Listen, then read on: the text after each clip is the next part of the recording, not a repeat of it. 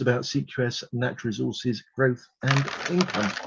Obviously, first of all, thanks always to Andrew for a great summary of the month.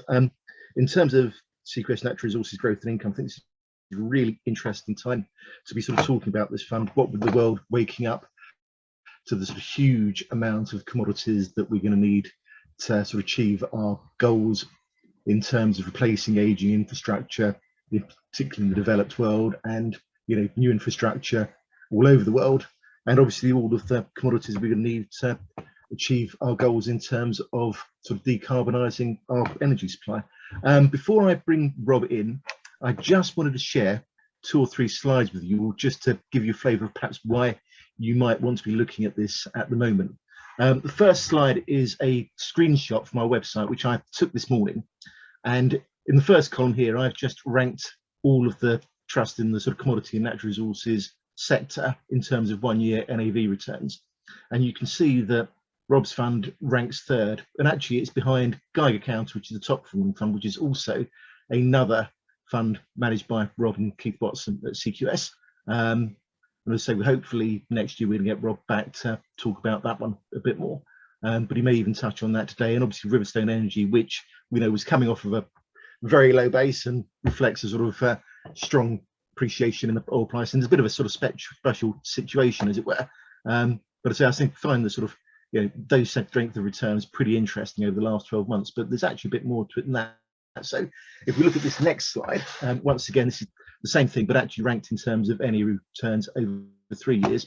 And once again, you can see actually CQS, natural resources, growth and income is sitting in 3rd place, but actually once again behind its 2 sister funds. So not that far behind Geiger Counter, and actually Golden Prospects, Precious Metal, which is another CQS fund.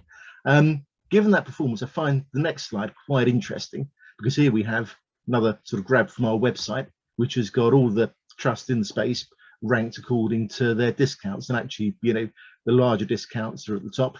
Riverstone Energy I've already talked about. Obviously we've got Baker Steel Resources and Golden Prospects, Precious Metal, but actually still on quite a chunky discount is CQS Natural Resources. Accompanying that, it's actually throwing off a pretty decent yield. So I think it's a really good time to actually be talking about this. Rob, if you're there, would you sort of come in and perhaps give us a brief introduction on the fund? Yes, that would be great. And luckily for everyone, that's the only picture of me you'll have to look at. We pulled out a few slides here from our marketing deck, and if you don't mind, click onto the next one. Yeah, firstly, we think it's a great time to be investing in resource equities. Pricing is strong. We're seeing supply. We're seeing a limited supply response, and this is against the backdrop of demand recovering post lockdowns. Now, obviously, we have had the new variant more recently, but actually that can impact supply chains as much as it can demand anyway. But ultimately, we think we've kind of moved into a different world from where we were in sort of February, March 2020, where actually the time response on vaccines is much shorter and better understood. Against the backdrop, we believe pricing should hold, if not improve, and we'll break down why. And ultimately, evaluations in the underlying names are very attractive, and has been flagged. The fund itself is trading at a discount. So Matthew's kindly mentioned across all of our funds, but we manage those under the New City Investment Managers name, which is owned by the parent company CQS. So CQS is more than a $20 billion asset manager, but better known for its hedge fund business. The reality is actually the majority of that now is long only money, and we obviously get the benefits of a much larger asset manager within running these ultimately smaller funds. My background is as a geologist, which is very useful obviously to kind of understand the assets themselves and kind of get into the details and assess the risks. And this fund itself is about 145 million sterling NAV, investment trust obviously, so closed-ended, which we feel is a very good structure for this sector. So it really allows us to focus on value over liquidity, which we believe is a big advantage that we hold. So we describe our process as being more focused on the small mid caps, and I kind of want to flag this is more on a global basis, so not the sort of micro caps you see in the UK. And you can see that in half of the top 10 that we have there are over $1 billion in market cap. We have most of the portfolios in producers with free cash flow, or fully funded and sort of later stage development. So this isn't a basket of explorcos. This is proper companies. Also, you can see here just from this breakdown on the left that it looks like a highly diverse split, but ultimately the drivers to many of these names are pretty similar, and hopefully that will be clear as we kind of break that down across the few sort of subsectors. If we can click to the next one. So the key message I really want to get across today is that environmental policy is actually great for our sector. Matt mentioned there's the energy transition. This is general electrification. Clearly, this is going to be commodity intensive. We're going to need a lot more copper and other commodities, which we can touch on in more detail. But we've just had COP26. We've had zero carbon 2050 targets by most of the major nations. China didn't turn up, but they are committed to zero carbon by 2060. But ultimately, they're driven.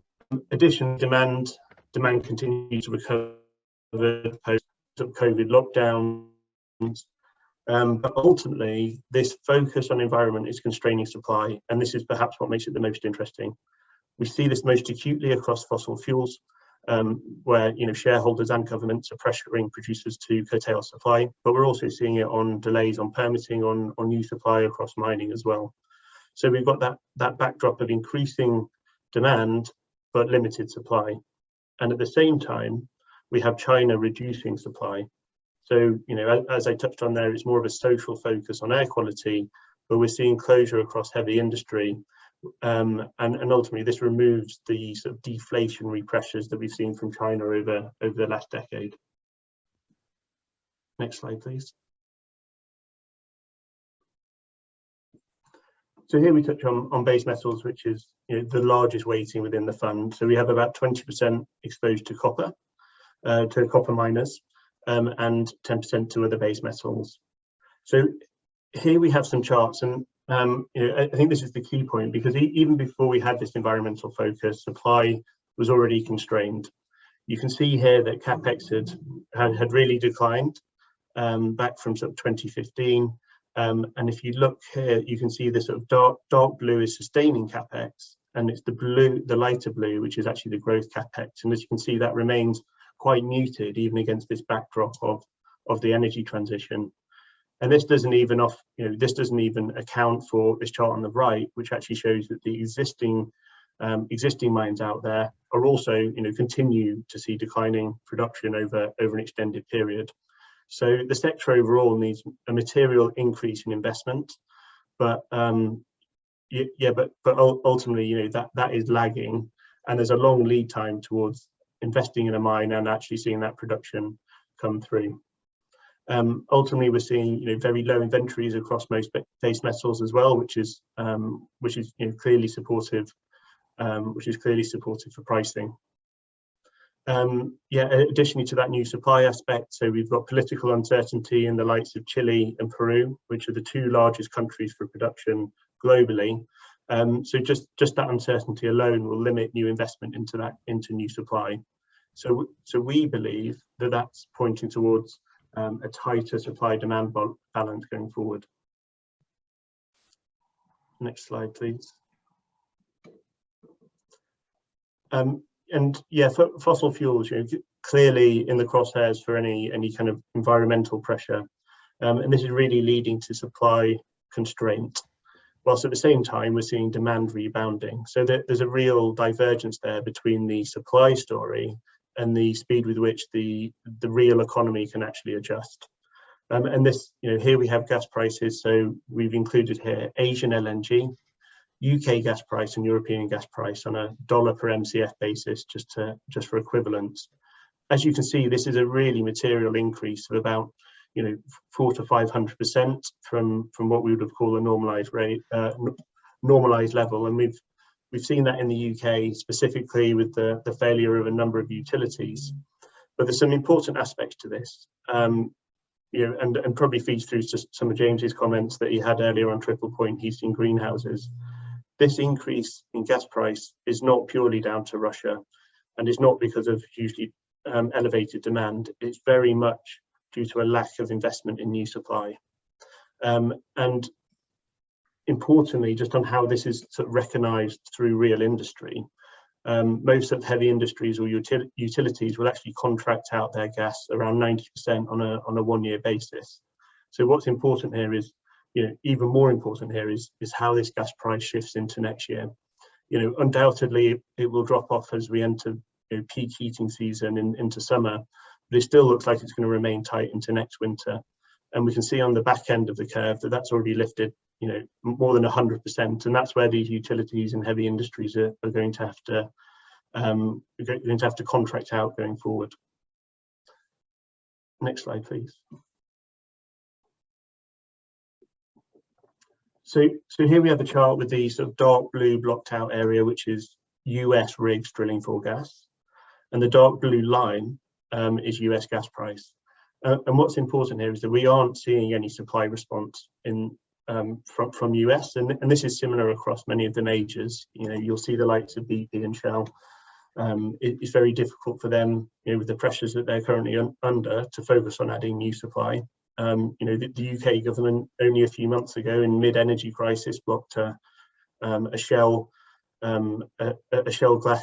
gas discovery approval from coming into the UK that could have been a material supplier of gas. So it shows the focus, firstly, from shareholders on returns, but also on governments around permitting. So there's a real focus here on limiting supply across fossil fuels and fossil fuels especially.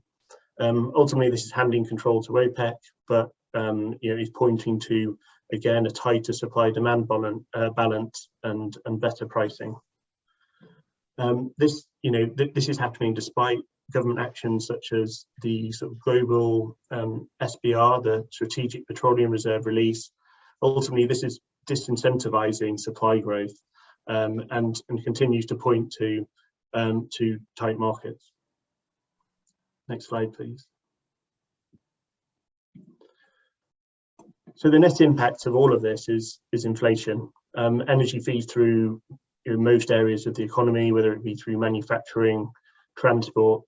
But what's important here for our sector is, firstly, many of these commodities are the driver of the inflation that we've seen more recently, and commodities generally perform well in an inflationary environment. But as we look to gas specifically, which we touched on, that's a major input feed into the production of fertilizers, and we've seen a lot of production having been curtailed. And as we transition into next year, this should be a feed into higher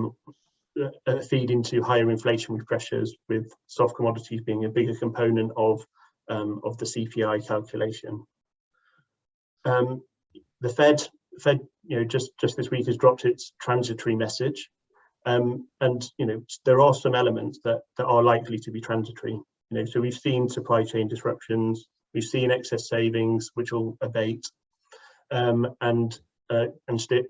things like stimulus checks. So these are kind of one-time events, but a number of these factors, and a lot of them can be sort of taken back to that greenflation and energy transition. They look far more structural, and that's why we think commodities are a good place to be in that environment. Next slide, please. So precious metals, this is constitute about 18% of the fund. We believe they should perform well in an inflationary environment. People focus on nominal yields, so real rates, but we think nominal rates, but we think real rates are far more of a driver here. And it's that sustainability of that, and that's why it comes back to that key question about the stickiness of the inflation pressures that we're seeing.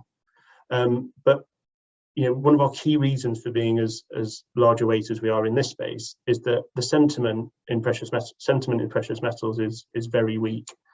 That's been on those concerns around tapering in the US or rate hikes.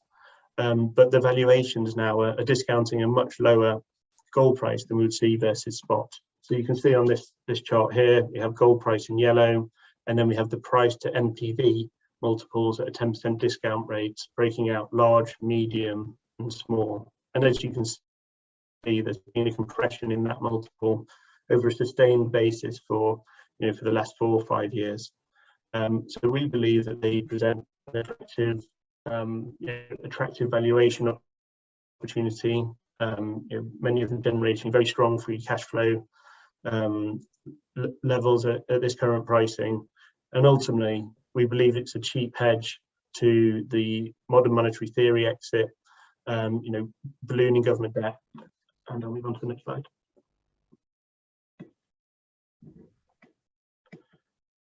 So shipping is about 9% of the fund, but ultimately feeds into very much the same theme. It wouldn't initially be a go-to that you'd look to for an environmentally related investment, but actually from a policy side, they've seen more pressure earlier than many of the other sectors where it's now feeding through.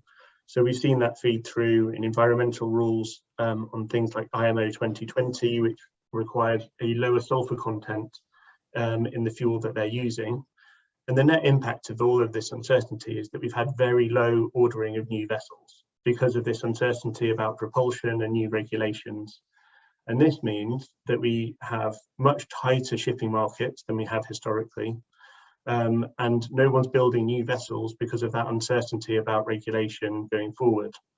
Now, this is a very interesting sector because it has high levels of operating leverage and financial leverage with a very high sensitivity to small shifts in utilization, where even a 2 to 3% shift in utilization can lead to a more than doubling in day rates. And that's been, that's a theme that you kind of see through the rest of the fund. And actually, if you look to our largest position, Euronav, I mean, they're one of the best behaved of the shipping companies, and actually to the point of being able to gain green bonds, which they get at a lower rate because of the positive change that they're pushing through the industry. Ultimately, we expect earnings to remain strong in that sector. They will always be slightly volatile, but this low order book is going to point to, with any kind of demand improvement, point to continued tightness and strong day rates. So we have other sort of more pure exposure. So about 7% of the fund is in lithium mining, but we also have exposure through some batteries and EVs through things like nickel, rare earths, and we also have 6.5% in uranium, which is the only form of zero carbon baseload power. Matthew talked earlier to the performance in Geiger counter, but there's been a real sentiment shift towards uranium, and we saw that coming out of COP26, and even the European green taxonomy is now shifting in support of nuclear power.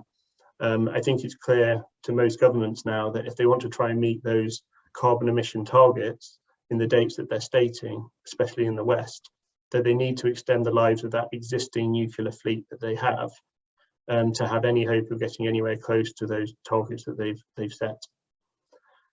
So despite the clear diversity across the fund, I think there is a clear theme there, and what we like about that is that you're not having to pay the elevated multiples that you may see in other pure play theme names.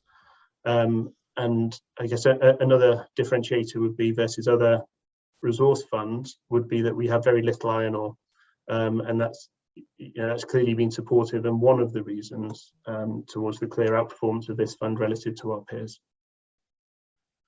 Brilliant, thanks Rob. If we can, we had quite a few questions coming, so I'd quite like to go to those now. I think the first one I was going to touch on, you've covered to a certain extent, but perhaps it's just worth exploring that a little bit more. We've been asked, if gas prices stay where they are, will that choke off demand? And perhaps I'll just nip back to your slide that had the gas price chart, if I can find it. Was this the one? Yeah, so it's an interesting question because, you know, high prices cure high prices is the statement, but the reality is, you know, if you look to Europe and where gas is used, so if we take Europe for example, you know, people to some degree can heat their houses slightly less. We have limited amounts of heavy industry, so there isn't, you know, a clear line of heavy industry that can be closed. So that limits the impact you can have there on demand destruction. And if we look to the UK specifically, you know, most people have price caps on their utility bills. So ultimately, that price that we're seeing here isn't being felt by the end consumer, which means you don't see that same demand destruction. So if you look on a more global basis, you know, it's clearly heavy industry or, you know, or some areas of farming and, you know, those polytunnels that use gas for heating. Clearly will be sensitive to this and will likely be running at lower temperatures, which again feeds back into that sort of soft commodity inflation discussion, because that will have an impact on yields. But yes, ultimately there has to be some demand destruction, and it's likely coming from heavy industry. We've seen fertilizer companies cutting production materially, again in that inflationary aspect, and a lot of heavy industry in China, which is fed through into things which is for other commodities. Okay, thank you for that. So the next question is, how much debt do your investee companies typically have, and are you doing anything to mitigate against interest rate rises? Yeah, so the reality is actually most of them have very little debt, and certainly against the strong free cash flow generation that most of them produce, the ultimate risk of interest rates is pretty limited. So, you know, these are quite high margin businesses. You'll see the likes of West African Resources, which we have as one of our gold, which is a gold miner in West Africa. But for example, they raised debt to go into construction, and within 2 years had fully paid that off. So, you know, that kind of gives you a feel. You know, they're currently running at about 25% free cash flow, so they're pretty comfortable around those risks. But yeah, overall debt levels are low, and given strong earnings, there's kind of little risk around that. Okay, super, thanks.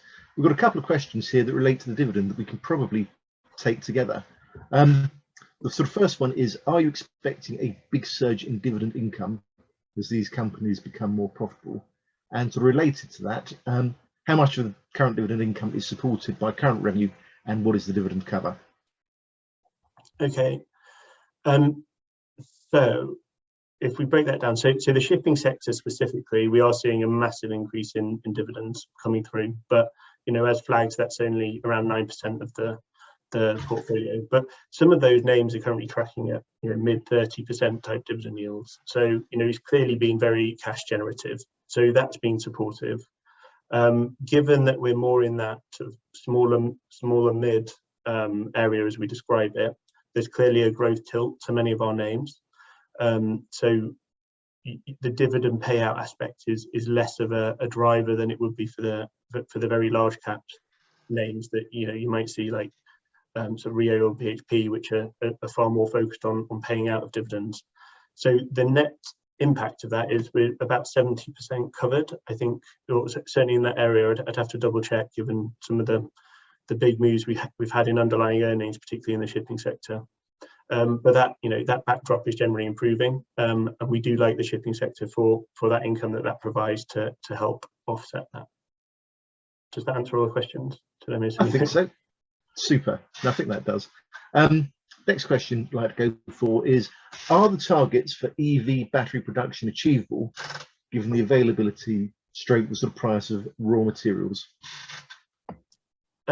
Probably no. Quite simply, the reality is it takes a period of time to bring on a mine, and depending on what you're mining or the country you're in, that time can differ from, you know, three to 4 years. or yeah, I mean, ultimately construction can be 2 years, but there's other processes such as permitting, financing, etc. If you look to the big copper mines, they're looking more like 10 years. Being realistic, about a 3 to 4 year build, but there's a lot of other things that have to be addressed, such as social issues. So if you look to specific commodities that go into batteries like lithium, the rate of growth in demand is way beyond the rate of growth in supply. So that's just leading to increased tighter markets, and it just doesn't look achievable without some material technological change in batteries themselves for them to achieve that. So lithium itself is not a rare commodity. There is a lot of it around, but the amount of money that's gone into exploring and finding lithium assets has been pretty limited for the previous decade, and picked up obviously in the last couple of years. But it does not look likely on those demand projections that are being cited. Okay, super, thanks.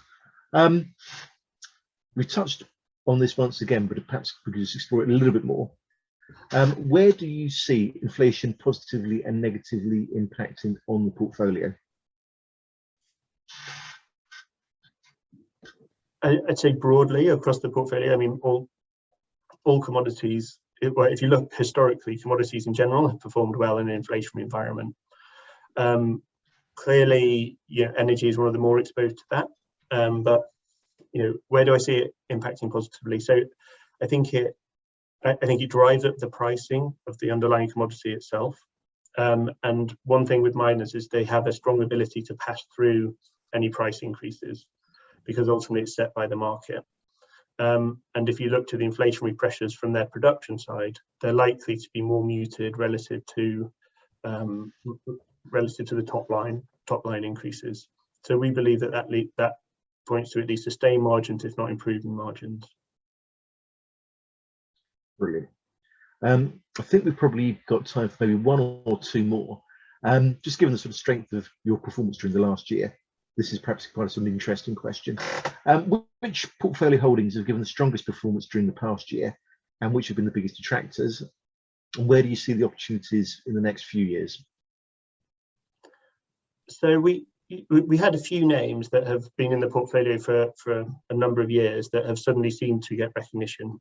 So we come in with very much a sort of value focus, and we'll be quite early into a number of our names. And you'll see that with the likes of Foran Mining, which has been a very strong performer, up, I guess, about 400% or so. But we were in that for 4 or 5 years previous. And that it's only more recently got recognition for the value of that underlying asset. Similarly, you'll see the likes of Sigma Lithium, which is up there as one of the larger holdings. We've been investing in that for 3 or 4 years, and that's just been as they're moving the project forward. That's got more recognition now as they're advancing forwards towards production next year. So they've been key drivers.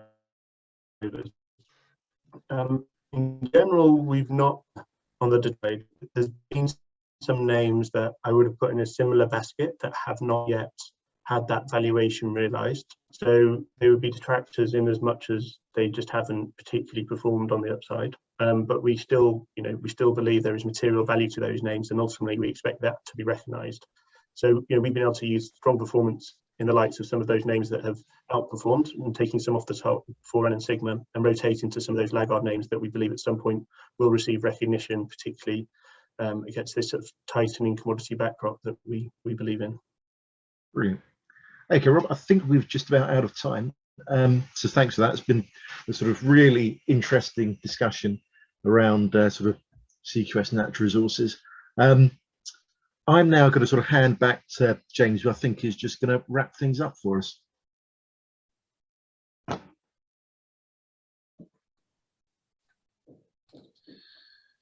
Very good, thank you. That's great, actually. We should probably have that slide at the end, otherwise we're going to get in trouble. But no, that's actually really interesting, Rob. Thank you very much for that. We're back next week talking to Nicholas Ware from Henderson Diversified Income, and obviously that plays into this whole inflation debate and where things are going, because the managers of that fund had a very strong view that inflation was going to be temporary, and it doesn't seem to be working out that way.